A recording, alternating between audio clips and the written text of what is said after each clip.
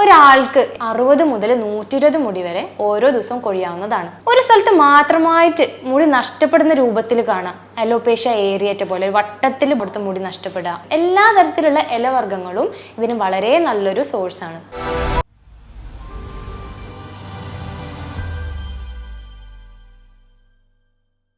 Doctor, എനിക്ക് full time മുടി കൊഴിച്ചിലാണ്. കുളിക്കുന്ന സ്ഥലത്താവട്ടെ, ഉറങ്ങുന്ന ബെഡിലാവട്ടെ, വർക്ക് ചെയ്യുന്ന സ്ഥലത്താവട്ടെ, എല്ലാ ചുറ്റുവട്ടത്തും മുടി മാത്രം. ഈ ഒരു കണക്കിൽ പോയി കഴിഞ്ഞാൽ ഞാൻ ഈ അടുത്ത് മൊട്ടയായി പോകുമെന്ന് എനിക്ക് തോന്നുന്നുണ്ട്. ഇത് നമ്മൾ ക്ലിനിക്കിൽ സ്ഥിരമായി കേൾക്കുന്ന ഡയലോഗുകളിൽ പെട്ടതാണ്. നമ്മൾ സാധാരണ മുടി കൊഴിച്ചിൽ സ്ത്രീകളിലാണ് കൂടുതൽ കാണാറുള്ളത് എന്ന് വിചാരിക്കെങ്കിൽ കൂടെ ഏറ്റവും കൂടുതൽ ഈ കൺസേണോട് കൂടി വരുന്നത് മെയിൽ പേഷ്യൻസ് ആണ്. അപ്പോൾ മുടി കൊഴിച്ചിൽ എങ്ങനെ പരിഹരിക്കാം, അത് എന്തുകൊണ്ട് വരുന്നു എന്നത് നമുക്ക് മനസ്സിലാക്കാം. ഞാൻ doctor Raihana Rasheed, doctor Basil homeo hospital, Pandikkad, Malappuram ജില്ല. ഈ ഹെയർ ഫോൾ എന്ന് പറയുന്നത് ഒരു നോർമൽ പ്രോസസ്സാണ്. ഒരാൾക്ക് ഏകദേശം ഒരു ഡെയിലി ബേസിസിൽ 60 മുതൽ 120 മുടി വരെ ഓരോ ദിവസവും കൊഴിയാവുന്നതാണ്. ഇതിന് യാതൊരുവിധ പ്രശ്നവും ട്രീറ്റ്മെൻറ്റുകളോ ആവശ്യമില്ല. എന്നാൽ ഇതിനുപരിയായിട്ടുള്ള മുടി കൊഴിച്ചിൽ വരിക, ഇത് മുടി കൊഴിയുന്നതിൻ്റെ അതേ തുല്യതയിൽ മുടി തിരിച്ച് വളരാതെ കാണാം, ഒരു സ്ഥലത്ത് മാത്രമായിട്ട് മുടി നഷ്ടപ്പെടുന്ന രൂപത്തിൽ കാണാം, അലോപേഷ്യ ഏരിയേറ്റ പോലെ വട്ടത്തിൽ ബാൾനെസ് വരുന്നത്, സ്കിന്നിന് എന്തെങ്കിലും ചൊറിച്ചലോ അവിടെ മുറിവ് പോലെ വന്നതിന് ശേഷം അവിടുത്തെ മുടി നഷ്ടപ്പെടുക, നടുക്ക് നിന്ന് പെട്ടെന്ന് മുടി നഷ്ടപ്പെടുന്ന പോലെ പൊട്ടലുകൾ വരിക. സാധാരണ മുടി കൊഴിച്ചിലില്ലാത്ത ഒരാളാണ്, പക്ഷെ പെട്ടെന്നൊരു ദിവസം മുതൽ സഡൻ ഹെയർ ഫോൾ അല്ലെങ്കിൽ ഹെയർ ബ്രേക്കേജ് സ്റ്റാർട്ട് ചെയ്യുക. ഇത്തരത്തിലൊക്കെ ചേഞ്ചസ് വരുമ്പോൾ നമ്മളൊരു ഹെയർ ട്രീറ്റ്മെൻറ്റിനെ പറ്റിയിട്ടോ അല്ലെങ്കിൽ എന്താണ് നമുക്കുള്ള ബുദ്ധിമുട്ട് എന്നുള്ളത് മനസ്സിലാക്കൽ വളരെ നിർബന്ധമാണ്. നോർമലി ഒരു ഹെയർ അല്ലെങ്കിൽ മുടി വളരാൻ വേണ്ടിയിട്ട് നമുക്ക് 1-2 ന്യൂട്രിയൻസ് മാത്രം പോരാ. 10 മുതൽ 14 ന്യൂട്രിയൻസ് വരെ അതിൽ ഇൻവോൾവ് ആണ്, അല്ലെങ്കിൽ അത് അത്യാവശ്യമാണ്. പക്ഷെ അതിൽ നിർബന്ധമായിട്ടുള്ള 5 എണ്ണങ്ങളുണ്ട്. അത് ഏതൊക്കെയാണ്? അതിലുള്ളതാണ് അയേൺ അല്ലെങ്കിൽ ഫെറിറ്റിൻ ലെവൽസ്, അതേപോലെ folate, vitamin B12, vitamin D, അതേപോലെ തന്നെ ബയോട്ടിൻ പോലുള്ളവ. ഈ 5 എണ്ണം അല്ലാതെ മറ്റു പല മൈക്രോ ന്യൂട്രിയൻസും ഉണ്ട്. എന്നാലും ഏറ്റവും കൂടുതൽ അളവിൽ വേണ്ടതാണ് ഈ 5 എണ്ണങ്ങൾ. ഇതിന് എന്തെങ്കിലും തരത്തിലുള്ള ഡെഫിഷ്യൻസി വന്നാലോ ഇതിനെ ബാധിക്കുന്ന രോഗങ്ങൾ വന്നാലോ ഹെയർ ഫോൾ വരാവുന്നതാണ്. അതുകൊണ്ട് തന്നെ ഹെയർ ഫോളിന് പരിഹാരമായിട്ട് നമുക്ക് 1-2 കാര്യങ്ങൾ മാത്രം ശ്രദ്ധിച്ചാൽ പോരാ. ഇതിന് പല കാരണങ്ങളുണ്ട്. അത് മനസ്സിലാക്കി അതിന് വേണ്ട നടപടികൾ നമ്മൾ എടുക്കുകയാണെങ്കിൽ നമുക്ക് കംപ്ലീറ്റ് ആയിട്ട് മാറ്റിയെടുക്കാവുന്നതേ ഉള്ളൂ. ഏറ്റവും കോമൺ ആയിട്ടുള്ള ഒന്നാണ് ന്യൂട്രീഷണൽ ഹെയർ ഫോൾ. അതായത് എന്തെങ്കിലും ഞാൻ ഈ പറഞ്ഞ ന്യൂട്രിയൻസിൽ കുറവ് വരാനോ ഡയറ്റിൽ എന്നുണ്ടെങ്കിൽ അതിൻ്റെ ഭാഗമായിട്ട് നമുക്ക് ഹെയർ ഫോൾ വരാം. അത് നമ്മൾ ഭക്ഷണത്തിൽ ശ്രദ്ധിച്ചാൽ മാത്രം മതി, അത് നികത്താവുന്നതേ ഉള്ളൂ. അതിനുൾപ്പെടുത്തിയിട്ടുള്ള കുറച്ച് ഫുഡുകൾ എന്തൊക്കെയാണ്? പക്ഷേ നട്ട്സ് വളരെ നല്ലൊരു ഓപ്ഷനാണ്. ബദാം, പിസ്ത, കടല പോലുള്ളവ കഴിക്കാം. പ്രോട്ടീൻ കൂടുതൽ അടങ്ങിയിട്ടുള്ള മുളപ്പിച്ച പയർ, ചെറുപയർ, അല്ലാന്നുണ്ടെങ്കിൽ ചീരവർഗ്ഗങ്ങൾ, എല്ലാ തരത്തിലുള്ള ഇലവർഗ്ഗങ്ങളും ഇതിന് വളരെ നല്ലൊരു സോഴ്സാണ്. അതിൻ്റെ കൂടെ തന്നെ നമുക്ക് വൈറ്റമിൻസ് അടങ്ങിയിട്ടുള്ള, അതായത് എപ്പോഴും ശ്രദ്ധിക്കുക, വൈറ്റമിൻസ് അല്ലെങ്കിൽ മൈക്രോ മിനറൽസ് ഉൾപ്പെടുത്തിയിട്ടുള്ളത് പച്ച എന്നതിലുപരിയുള്ള വെജിറ്റബിൾസും ഫ്രൂട്ട്സും കഴിക്കുമ്പോഴാണ്. പൈനാപ്പിൾ, മത്തൻ, ക്യാരറ്റ് പോലുള്ളവ കൂടുതൽ നമ്മുടെ ഭക്ഷണത്തിൽ ഉൾപ്പെടുത്താൻ വേണ്ടിയിട്ട് ശ്രദ്ധിക്കാം. ഇത്തരത്തിലൊക്കെ ഫുഡുകൾ ശ്രദ്ധിച്ചാൽ തന്നെ നമുക്കൊരു പരിധി വരെ ഹെയർ ഫോൾ കുറക്കാം. അതല്ല വൈറ്റമിൻ D ഡെഫിഷ്യൻസി കൊണ്ടാണ് നിങ്ങൾക്ക് ബുദ്ധിമുട്ട് വരുന്നത് എന്നുണ്ടെങ്കിൽ നിങ്ങൾക്ക് മഷ്റൂംസോ കോഡ് ലിവർ ഓയിൽ, മത്തി പോലുള്ള സാധനങ്ങൾ ഇൻക്ലൂഡ് ചെയ്താലും ഒരു പരിധി വരെ ഇത് കൺട്രോൾ ചെയ്യാവുന്നതേ ഉള്ളൂ.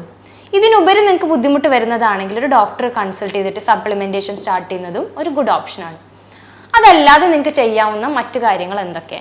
ഒന്ന്, ഹോർമോണൽ രോഗങ്ങൾ ഉണ്ടോ എന്നുള്ളത് ഉറപ്പുവരുത്തുക. PCOD, PCOS, തൈറോയിഡ് പോലുള്ള രോഗങ്ങളിൽ കോമൺലി കാണുന്നതാണ് ഇത്തരത്തിലുള്ള ഹെയർ ഫോൾ. ഇത് പൊതുവേ കാണുന്നത് സ്ത്രീകളിലാണ്. അതുകൊണ്ട് തന്നെ സ്ത്രീകളിൽ ഹെയർ ലോസ് വരുമ്പോൾ ഈ ഹോർമോണൽ ചേഞ്ചസിന് കറക്റ്റ് ട്രീറ്റ്മെൻറ്റ് എടുത്താൽ മാത്രമേ ഇതിനുള്ളൊരു പ്രോപ്പർ സൊല്യൂഷനായി മാറുകയുള്ളൂ. എന്നാൽ പുരുഷന്മാരിൽ വരുന്നതിൻ്റെ കാരണങ്ങൾ എന്തൊക്കെയാണ്? മോസ്റ്റ് കോമൺ ആണ് സ്ട്രെസ്സ്. സ്ത്രീകൾക്ക് സ്ട്രെസ് ഇല്ല എന്നല്ല അതുകൊണ്ട് ഉദ്ദേശിക്കുന്നത്. പക്ഷേ എത്ര തന്നെ നമ്മൾ പറഞ്ഞാലും ഒരു എക്കണോമിക്കൽ സ്റ്റേറ്റിൽ എടുത്ത് നോക്കുമ്പോൾ മെയിൽ സ്ട്രെസ്സിൻ്റെ അളവ് ഫീമെയിൽ സ്ട്രെസ്സിനേക്കാൾ കൂടുതലാണ്. അതുകൊണ്ട് തന്നെ സ്ട്രെസ് ലെവൽ കൂടുമ്പോൾ ഹെയർ ഫോൾ വളരെ കോമൺ ആണ്.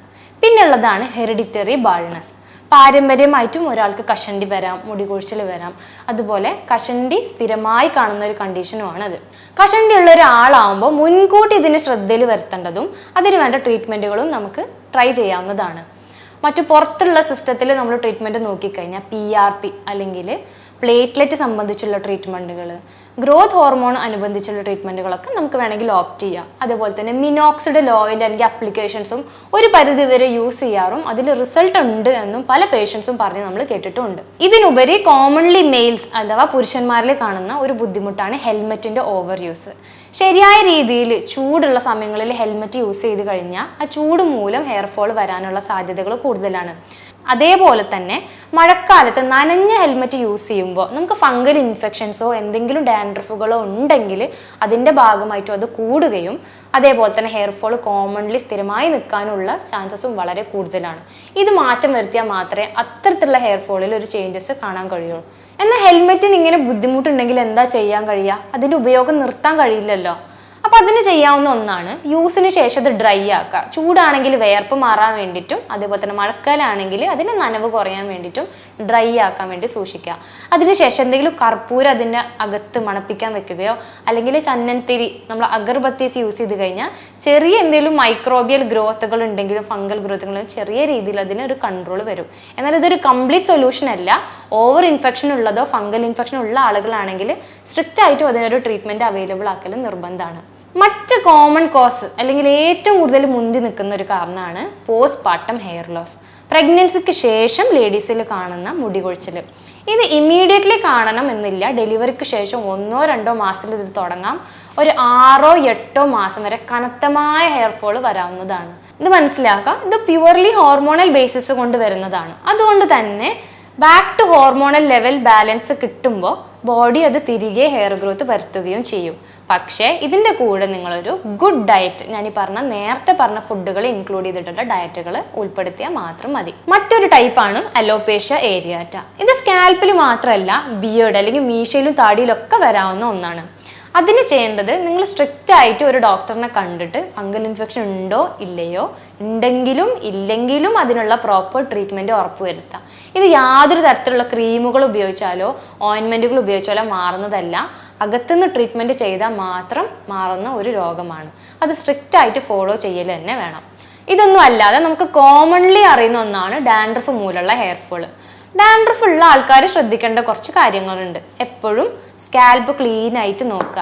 മുടി അധികം ഡ്രൈ ആവാതിരിക്കാൻ വേണ്ടി മാത്രം വല്ലപ്പോഴും വീക്കിലി വൺസ് ഒക്കെ ഓയിൽ യൂസ് ചെയ്യാവുന്നതാണ്. യൂസ് ചെയ്താൽ തന്നെ അത് കംപ്ലീറ്റ്ലി വാഷ് ഔട്ട് ചെയ്ത് കളയാൻ വേണ്ടിയിട്ട് ഉറപ്പുവരുത്തുക. എപ്പോഴും ഹെയർ വാഷ് ചെയ്യുന്ന ദിവസങ്ങളിൽ ഒരു ക്ലീൻ പില്ലോ കവർ യൂസ് ചെയ്യാനോ അതല്ലാന്നുണ്ടെങ്കിൽ ബെഡ്ഷീറ്റുകൾ യൂസ് ചെയ്യാനോ വേണ്ടി ഉറപ്പുവരുത്തലും നിർബന്ധമാണ്. അതല്ല ഇതിനൊക്കെ പരിഹാരമായിട്ട് എന്തെങ്കിലും ക്രീമുകളോ മറ്റെന്തെങ്കിലും അരച്ച് തേക്കുന്നതോ അല്ലെങ്കിൽ ഓയിൻമെൻറ്റ് ഷാമ്പുകൾ പോലുള്ളത് ഉപയോഗിക്കുന്നവരാണ് നിങ്ങളെന്നുണ്ടെങ്കിൽ അതൊരിക്കലും ഒരു ഡോക്ടറിൻ്റെ സൂപ്പർവിഷൻ ഇല്ലാതെ യൂസ് ചെയ്യരുത്. നിങ്ങൾ മനസ്സിലാക്കേണ്ട ഒരു കാര്യം എന്ന് പറഞ്ഞാൽ നമ്മൾ പെയിൻ്റ് അടിക്കുന്ന പോലെയാണ് ഇത്തരത്തിലുള്ള എന്തെങ്കിലും മെറ്റീരിയൽസ് അല്ലെങ്കിൽ പേസ്റ്റുകൾ ഓയിൻമെൻറ്റുകൾ ഉപയോഗിക്കുമ്പോൾ. പെയിൻറ് കൊടുത്തു കഴിഞ്ഞാൽ താൽക്കാലികമായ ഒരു ഭംഗി ഉണ്ടായേക്കാം അല്ലെങ്കിൽ മുടി വളർന്നേക്കാം. പക്ഷെ യഥാർത്ഥ രീതിയിൽ ഹെയർ ഗ്രോത്ത് റീഗെയിൻ ചെയ്യണമെങ്കിലും അത് നിലനിന്ന് പോകണമെങ്കിലും മോസ്റ്റ് ഇമ്പോർട്ടൻ്റ്ലി അത് കൺസിസ്റ്റൻ്റ് ആയി മെയിൻറ്റെയിൻ ചെയ്യണമെങ്കിൽ ഉള്ളിൽ നിന്നുള്ള ചേഞ്ചസ് ഇമ്പോർട്ടൻ്റ് ആണ്. രോഗങ്ങളാണെങ്കിൽ അതിൻ്റെ ട്രീറ്റ്മെൻറ്റ്, അല്ലാത്ത പക്ഷം ന്യൂട്രിയൻസ് കറക്റ്റ് ആയിട്ടുള്ള ഫുഡുകളും അതിന് വേണ്ട വളർച്ചയ്ക്കുള്ള മൈക്രോ ന്യൂട്രിയൻസും ഉറപ്പുവരുത്താം. ഇതെല്ലാം ചെയ്തിട്ടും നിങ്ങൾക്ക് മാറ്റങ്ങൾ വരുന്നില്ല എന്നുണ്ടെങ്കിൽ ഇതിന് വളരെ നല്ല ട്രീറ്റ്മെൻറ്റുകൾ അവൈലബിൾ ആണ്. കറക്റ്റ് ആയിട്ടുള്ള ക്വാളിഫൈഡ് ഡോക്ടറിനെ കണ്ടുപിടിച്ചിട്ട് ട്രീറ്റ്മെൻറ്റ് ഉറപ്പുവരുത്താം. ഇതിനെക്കുറിച്ചുള്ള കൂടുതൽ സംശയങ്ങളും കൺസൾട്ടേഷനും വേണ്ടിയിട്ട് താഴെ കിടക്കുന്ന നമ്പറിൽ നിങ്ങൾക്ക് കോൺടാക്ട് ചെയ്യാവുന്നതാണ്. മറ്റൊരു ഹെൽത്ത് വീഡിയോ ആയിട്ട് നമുക്ക് വീണ്ടും കാണാം. Thank you.